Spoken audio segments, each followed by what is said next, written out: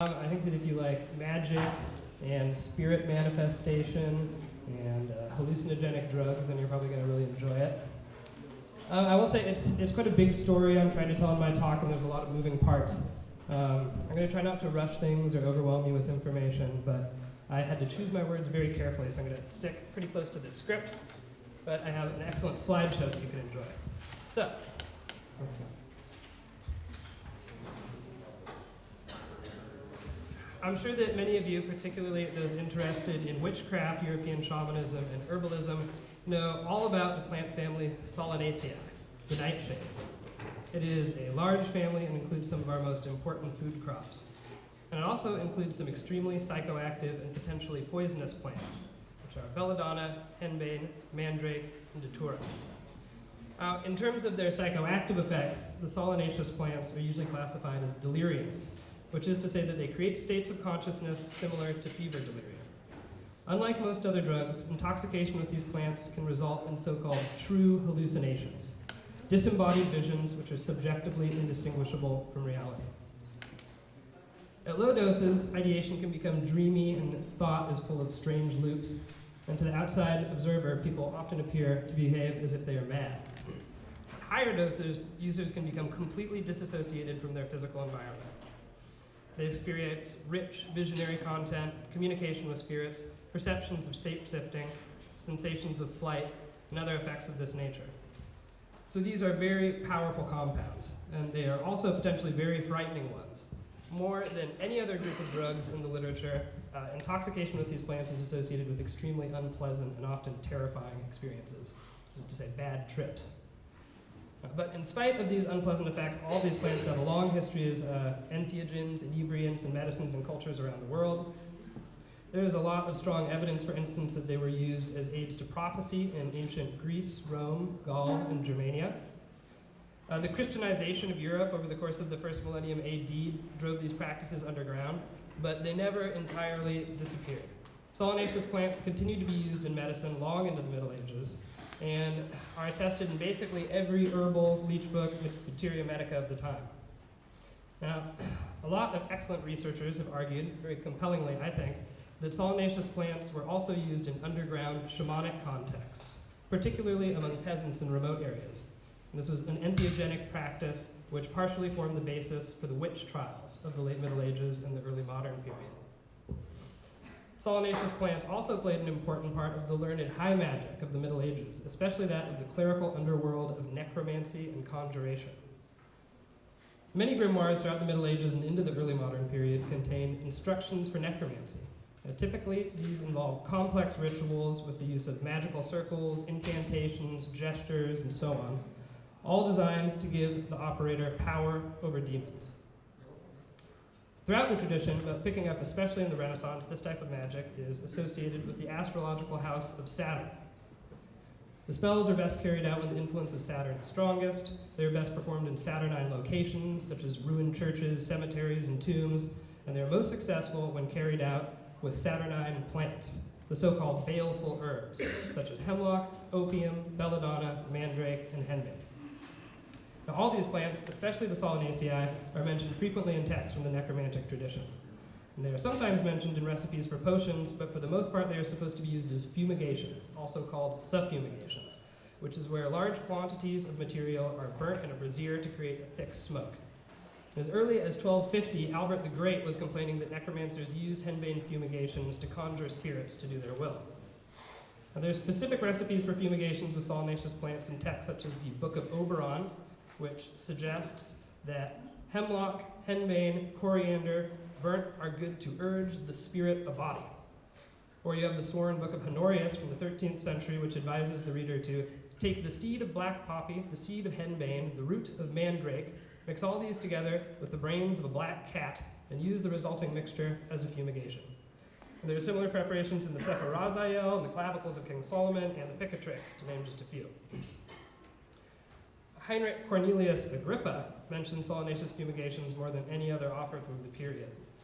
In his 3 books of occult philosophy, Agrippa writes that they make spirits and strange shapes appear.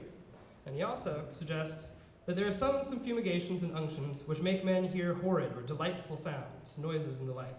And in some measure, this is the cause why mad and melancholy men believe they hear and see things equally false and improbable, falling into most grotesque and pitiful delusions, fearing where no fear is, and angry where there is none to contend. Such passions as these we can induce by magical vapors. He also claims that this type of fumigation is useful for guarding precious objects, since if anyone shall endeavor to take such objects away, he shall fall into a frenzy.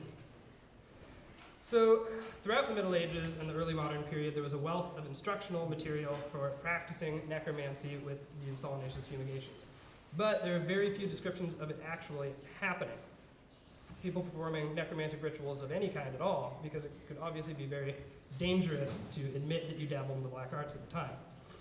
But the continued creation and presence of grimoires over the centuries, I think, implies that they were meeting a need, that spells were being cast and rituals were being carried out.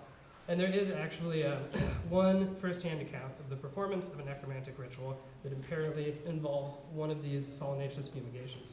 It comes from the autobiography of Benvenuto Cellini. He's this 16th century Italian sculptor, and the short version is that Cellini meets a necromancer who agrees to help him cast a love spell. And they go to the Colosseum in Rome at night with some friends of Cellini, and they perform a ritual where they make magic signs and they recite incantations and they burn, I quote, drugs of fetid odor. Well, things get out of hand really quickly. Thousands of demons swarm them and try and break in the magic circle, and the necromancer is completely helpless, and nobody knows what to do. And one of Cellini's friends becomes so terrified that he poops in his pants. And the sudden humor dispels the tension, and everybody starts to laugh, and the demons slowly dissipate, and eventually, several hours later, they've all disappeared, and they're able to crawl out of the magic circle. So it's a great story, and there's all these elements of demonic magic are present. They perform the rite in the ruins of the Colosseum at night. There are these complex ritual actions, magic circles, incantations, and they do these fumigations with the Saturnine herbs. So everything is done according to the rubric of the grimoires, and it works. Demons appear, there's thousands of them. So, moving forward out of the Middle Ages and the early modern period, we arrive in the 18th century. And this is kind of a murky period, a many dark ages in the history of occultism and magic, corresponding to the fullest flowering of the Enlightenment. But there was some very interesting stuff going on. For instance, we have these two figures, Johann Georg Schroepfer and Cagliostro. Both created elaborate new Masonic rites and secret societies. Both were incredible showmen who used drugs and sleight of hand to dazzle spectators at their live spirit conjurings, and both are remembered today largely as frauds. Now, I could easily spend the rest of this talk on Schroepfer because he is an amazing character. He was famous for hosting these incredibly realistic spirit conjurings in a Leipzig coffee shop that he had converted for the use as a Rosicrucian lodge. According to his many detractors, the spirit apparitions he conjured were faked with stage effects. No one ever discovered conclusive proof of trickery in his rituals, but there is undeniable evidence that he was liberally using solanaceous drugs, both in the form of spiked punches and salads that he forced his audiences to eat beforehand, and as fumigations in the rites themselves. So yeah, he was drugging people with these plants. And due, I think, to the effect of these drugs, Schroepfer's audiences often had unpleasant, even terrifying experiences, which were at the same time so vivid that everyone left absolutely convinced of his power. Now, Schroepfer himself would partake of the drugs. He would shut himself up for days beforehand in silent preparation. And spectators describe how he would perform the ritual actions pale and drenched in sweat, contorting and jerking his way through invocations and supplications, presumably struggling to retain control in his intoxicated state. The total effect was such that Schroepfer attracted a loyal band of adherents as well as many detractors. One of his detractors was this guy, Karl von Eckartshausen, who was a philosopher, Christian mystic, and occult scholar. Eckartshausen embodies kind of the learned, conservative, skeptical approach to esoteric phenomenon, which is quite the opposite of the performative Schroepfer, whom Eckartshausen says is a charlatan. And in his 1793 work, Eckartshausen's Insight into Magic, he undertakes to show exactly how Schroepfer faked his spirit summonings, which, according to Eckartshausen, Schroepfer would use primitive lantern projectors and mirrors to create realistic images of spirit bodies in clouds of smoke. Eckartshausen tests with similar devices to determine their efficacy, and he also conducted a series of tests with a psychoactive fumigation, which he says was used widely by fraudulent ghost seers at his time. After undergoing several days of seclusion and preparation, Eckarthausen tested the rite and successfully conjured an apparition. Encouraged by the result, Eckarthausen performed a second experiment. He writes that as soon as the ingredients were thrown into the chafing dish, a whitish figure forms itself and seems of natural size to hover just above the chafing dish. It possesses a most perfect resemblance with the person to be seen, only that the figure is ashy pale. If it is spoken to, no distinct recollection remains of what has been said. And when the phantom disappears, it seems like awakening from a dream. The head is stupefied, and there is a great tightness felt in the lower part of the body. It is singular that the same appearance presents itself upon being in a dark room or looking afterwards upon dark bodies. Eckarthausen later performed the experiment for a third and final time, this time forgoing this preparatory period of seclusion, and it had some pretty bad results. He writes, "The materials were all thrown into the chafing dish, when certainly a figure showed itself, but a shuddering, which I was unable to control, overcame me. I was obliged to leave the room for 3 hours. I was extremely ill and had the figure constantly before me. I recovered towards the evening, yet for 3 weeks after, I felt a loss of strength, and what is more singular is that even to this time, when I think on the circumstance and look upon a dark body, a lively representation of the ashy pale figure presents itself before me. Since that time, I have never ventured to repeat the experiment." So the fumigation nearly poisoned Eckarthausen. And indeed, he concludes that all solanaceous preparations are extremely dangerous and that they should only be used with the utmost caution. He claims to have, I quote, "personal knowledge of people whose power of imagination became so corrupt through the burning of such incense that they believed spirits were always around them, and they were not healed of this until the day they died." He also states that the peculiarity of such incense is that it affects the imagination so vehemently that a human being is virtually transposed into a dream state. And even after a long, long time, the smallest reminiscence can produce the same conditions as it did when it was actually done. Now, it's unclear if this is the exact preparation that Schroepfer employed in his shows, but it seems likely, because Schroepfer's audience members sometimes left his events with the same physical problems that Eckarthausen describes, which are lingering distortions of the optical field, weakness and confusion. Some people at Schroepfer's shows even went mad, and Eckarthausen complains that fraudulent seers had put half of the world in insane asylums, which I think is hyperbolic, but in all fairness, this was some pretty shady behavior. Schroepfer and his many copycats he inspired, they were poisoning people without their consent. And in the case of Schroepfer, at least, his reckless use of these plants eventually caught up with him. By 1774, long years of consistent use of solanaceous potions and fumigations had wrecked his physical and mental health. He was perpetually tormented by evil spirits. Terrifying specters were whipping around him at all times of the day and night, and it led him to commit suicide by gunshot at the age of 44. So, these are powerful, powerful compounds. So much so that when Eckarthausen's book first appeared in 1788, he refused to divulge the ingredients of the fumigation for fear that they would be abused. By the second edition, however, Eckarthausen changes his mind.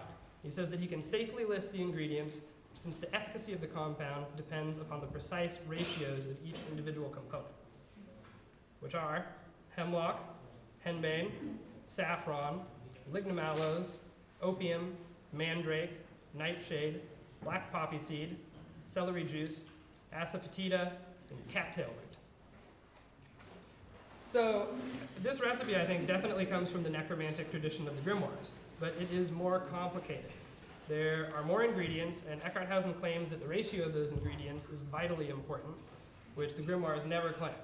So this was not just lifted out of an older book. Someone has been experimenting with and refining this preparation. And they start popping up in other places as well. Right around the time that Eckarthausen was publishing in Germany, Francis Barrett, compiler of the occult compendium The Magus, seems to have experimented with a similar fumigation. In a private manuscript he prepared for a prospective student titled Directions for the Invocation of Spirits, Barrett writes that the ancient magi, among their philosophical researchers into nature and magic, discovered a possibility of communicating with celestial, astral, and inferior spirits, which they did through the thick smoke of a special fumigation. Barrett warns that it is necessary to undergo a preparatory period of abstinence, and that the appearance of the spirit violently upsets the body of the magician, causing trembling and an overpowering feeling of sickness. And over the next 30 years, Robert Cross Smith, better known as Raphael, and his pioneering London-based group, the Society of Mercurii, published a number of excerpts related to Eckartshausen, Schroepfer, necromancy, and intoxicants in their astrological periodical and other works. Then, in 1842, Edward Bulwer-Lytton wrote an influential occult novel, Zanoni, which appeared in London. The plot of the book hinges around the failed initiation of a naive young Englishman named Clarence Glendon by the mysterious and powerful magician Mejnour, which has disastrous consequences. In Zanoni, Mejnour has an elixir, which it says is compounded of the simplest herbs. This elixir, though poisonous to the uninitiated, when inhaled or fumigated by one properly prepared, grants access to the spirit world. Mejnour explains that in space there are millions of beings, some of surpassing wisdom, some of horrible malignity, some hostile as fiends to men, others gentle as messengers between heaven and earth. He who would establish intercourse with these varying beings resembles the traveler who would penetrate into unknown lands. He is exposed to strange dangers and unconjectured terrors. Mejnour is adamant that intense mental and spiritual preparations are necessary to ensure the safety of the magician, that he can easily be poisoned or fall prey to malevolent spirits if he behaves carelessly. However, Glendon will not be dissuaded, so Mejnour uses a fumigation of the elixir to put him into a trance state that contains all of the components of intoxication with solanaceous plants that we've seen. We read that a kind of mist thickened the air. A mortal cold struck to the Englishman's heart, and his blood froze. He stood rooted to the spot, and as his eyes strained involuntarily through the vapor, he fancied that he saw dim, specter-like, but gigantic forms floating through the mist. His life itself seemed arrested or changed into a kind of a horrid trance. Strong convulsions then suddenly seized his whole frame. He fell to the ground insensible. But the real crux of the story comes later when Glendon foolishly fumigates the elixir behind his master's back and comes into contact with a terrifying being, the dweller on the threshold, which invades his psyche like a parasite. So, it's a very colorful and terrifying tale, but where does it come from? Is it pure fiction, or was Lytton simply reading Eckartshausen's book, or stories about another necromancer like Schroepfer, or is there evidence here of some knowledge of these fumigations firsthand? The answer lies with another figure a lot of you are probably familiar with, Eliphas Levi. In 1854, Eliphas Levi came to London to immerse himself in the study of occultism. And initially, he was kind of disappointed with the London occult scene. But then one day, he received in his rooms a mysterious invitation. It was half of a Solomonic seal. And it said, come to Westminster Abbey tomorrow with this, and we'll have the other half so you'll know us, and we'll initiate you into the secret organization.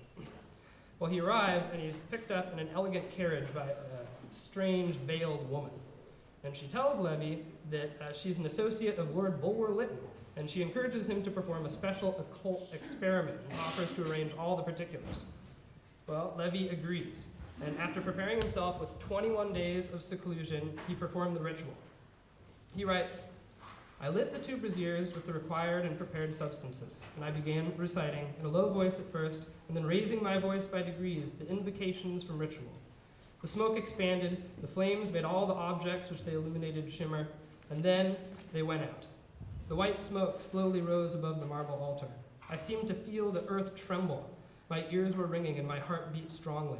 I put several branches and perfume in the braziers, and as the flames rose again, I distinctly saw, in front of the altar, the larger-than-life figure of a man, which then dissipated and faded away. I felt an extraordinarily cold sensation, and when I opened my mouth to question the ghost, I was unable to utter a sound. The human figure reappeared right afterwards, but I felt such a great weakness in my limbs and such a sudden failing which overtook me that I took 2 steps back to sit down. The moment I sat down, I fell into a deep lethargy accompanied by dreams, of which there only remained vague and confused memories once I awakened. For several days afterwards, my arm remained numb and painful. The figure never spoke to me, but it seemed to me that the questions I had had for him had been answered in my mind. Now, Levy performed the ritual several more times over the course of his life, most notably in 1861 when he conjured a spirit on the rooftop of a London department store with Bulwer-Lytton himself. However, Levy quickly came to realize that frequent use of the fumigation could permanently damage the magician's physical and mental health, and he suggests that his patron, the mysterious veiled woman, was permanently deranged as a result of overindulgence in the rite.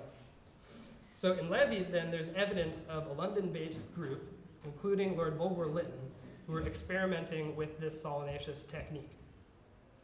This is corroborated later by the famous occultist writer Emma Harding of Britain. She claims in her books that when she was in her early teens in London in the late 1830s, she was engaged as a child medium by a group she calls the Orphic Circle. She says that the group consisted of members from many different countries and was devoted to active experimentation in the occult. Highly secretive in nature, members of the circle only revealed their existence to people of strong potential. Britain writes that it was one of their leading regulations never to permit the existence of the society to be known or the members thereof named until they passed from earth to the higher life. It is in virtue of this last clause that I am at liberty to say that Lord Lytton belonged to the society. So it seems that the mysterious veiled woman who worked with Levy was a member of this Orphic Circle and was involved in its experiments with these solanaceous plants. Britain discusses the group at length in her highly stylized occult true story, Ghostland, saying that it was presided over by an English gentleman known as Lord Vivian, who's presumably Lytton. And in Ghostland, the order engages in rites highly suggestive of intoxication with these plants.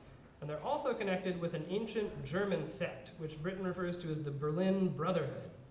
And the Brotherhood is devoted to exploring the spirit world through trance states, which they induce, among various means, by drugs, vapors, and aromal essences. So, there's this potential connection here between Germany and England. This necromantic fumigation we've been talking about first appears in Germany and eventually travels to England. But how? Probably not through Eckartshausen's book, since he repeatedly states that his recipe is useless without the proportions. And clearly they could have experimented with these types of preparations on their own terms, invented their own, taken some from Agrippa. But if they did, then I don't understand why they are so secretive, so elliptical when they talk about these fumigations. Lytton, Britton, and Levy, all three make it clear that they are using or involved with groups who are using solanaceous plants to commune with entities, but they never mention a single plant by name, let alone provide a recipe. They just talk about the required substances in certain plants. Well, this is what I think. I think that they received the knowledge firsthand from members of a German order practicing the rite as a form of initiation, an order which we can trace back to none other than Johann Georg Schroepfer. Now, as I mentioned, Schroepfer had his own Rosicrucian lodge where he summoned spirits using necromantic rituals, and this was very likely a chapter of the Order of the Golden and Rosy Cross, which had branches across Germany. Now, following Schroepfer's death, one of his students, well, he had many students, and they went and they founded Rosicrucian lodges in places all over Germany. And one of them in particular, this guy Rudolf Bischofswerder, founded a lodge in Berlin, where he continued the practice of necromantic spirit summonings. And this lodge enjoyed the royal patronage of the King of Prussia, actually from 1787 on, so it was pretty popular. And its structure is supposed to have influenced the later English groups, the Societas Rosicruciana in Anglia, and the Hermetic Order of the Golden Dawn. And this order remained active into the 19th century. And I wonder, is this the Berlin Brotherhood that Britain connects with Lytton's Orphic Circle in Ghostland? So there have actually been rumors for a really long time that Lytton was an initiate of a secret Rosicrucian society. And in fact, later in life, Lytton revealed in a letter that he had indeed been initiated into the true Rosicrucian Brotherhood and possessed the true cipher. It has been suggested that he entered the order during his travels here in Germany, which took place, incidentally, just before he composed Zanoni. William Wynne Westcott of the Society Rosiana in Anglia suggested that Lytton was in active communication with German Rosicrucian societies throughout his life. And I'm not really sure how Francis Barrett could be involved in any of this, but he definitely claimed membership in a Rosicrucian society, the nature of which has confused scholars for years. And he represents to his student that he's writing this for that this is particularly a Rosicrucian initiation rite. Now, lastly, I will say that when Pascal Beverly Randolph, the famous American sex and drug magician and self-professed Rosicrucian, visited Europe in the 1850s, he met Emma Hardinge Britten and Lord Bulwer-Lytton, and also traveled to Germany, where he was supposedly initiated into a Rosicrucian society. But he was definitely aware of solanaceous plants and their use as visionary aids, and in his later book, Seership, he writes that The world we live in is full of the pattering of ghostly feet and the music of spiritual singers. It is not difficult to hear them. I may not hear right concerning the methods of invocation, because fools will laugh, and the fraternity of the mystical everywhere would grieve thereat. And yet it is certain that perfumes, odors, and vapors of magnetic character have, in ages past, and may, in ages yet to be, proved immense aids to the true seer. So we have a very interesting history here, which goes like this. There is a certain type of conjuration technique based in necromantic traditions from the Middle Ages, which uses psychoactive plants to place the operator, who must be prepared by a period of seclusion, in a visionary state. It emerges in the written record in Germany in the late 18th century, where it is used by stage necromancers in elaborate summoning rituals, and apparently becomes a part of the German Rosicrucian Renaissance at the time. And from here, it passes to England in the early 19th century. As early as 1802, Francis Barrett is describing the technique. And by the middle of the century, there is a group around Lord Edward Bulwer-Lytton who's experimenting with it in London. And this group exposes Eliphas Lévy, and possibly both Emma Harding of Britain and Pascal Beverly Randolph as well. And Lévy goes on to become the most important figure of the occult revival in France. And Britain and Randolph both go on to America, and this occult fumigation follows them, and it actually, a demonstration of its effect is at the very first meeting of the Theosophical Society. So it's kind of like very closely tied to the beginning of the Theosophical Society as well. I encourage you to look into that because it is a very interesting story. So taken as a whole, I think this is like a pretty impressive history, because this rite, this entheogenic ritual, has actually had a really significant impact on the contemporary esoteric world. But it kind of disappears after all of this. Kenneth Mackenzie and Francis Hartman, who are both really important figures in kind of the next generation of secret societies in England, like the Hermetic Order of the Golden Dawn, they both reference this rite kind of obliquely, but they suggest that now it's easier to get into these states by using like chloroform and ether and the medical gases. And I think that makes sense, because this obviously sounds like it's a really unpleasant experience to go through, this experience with these plants. So if you can get there by getting high on nitrous or something like that, I think that probably ended up being the preferred way to go. Okay.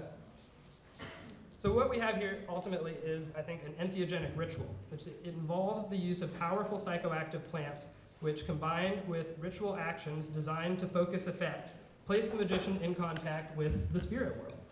And clearly, when it's done correctly, it works. People experience very profound visions of and communicate with entities. And in this regard, I think it sounds kind of like a very unpleasant Western form of ayahuasca. It's like a necromantic shamanism involving these poisons that can potentially make you insane, and all these evil spirits that you end up seeing. Back in the 1970s, Michael Harner wrote a famous article arguing that the use of solanaceous plants in salves by the medieval witches constituted a European shamanic entheogenic practice. And I think that there's, a good case can be made that this does as well. And basically very little work has been done on the use of these plants in the context of occultism. The exception of some recent work by the academic Wouter Hanegraaff and a book published last year by an independent scholar named Chris Bennett. I used both their works a lot preparing this talk, as well as Jocelyn Godwin's Theosophical Enlightenment and Pascal Beverly Randolph book by John Devaney. They're all great books if anybody is interested in checking them out. And I guess as a final word, there are lots of recipes that people have put out for these things. People do still experiment with them. I think mostly as an incense, which is not going to be enough of the plant to really get you into the state that people are talking about. You have to burn it as a fumigation, I think, to really get to that level. But if anybody, after hearing everything about the experience of this wants to try it, then kudos to you. That's very brave. And you can do research on the internet and figure out how to do it. But I would advise you to start very small and use titration, so build up the dose slowly over time to make sure that you get to the right dosage for your body. I hope that you found that interesting. Thank you for joining me.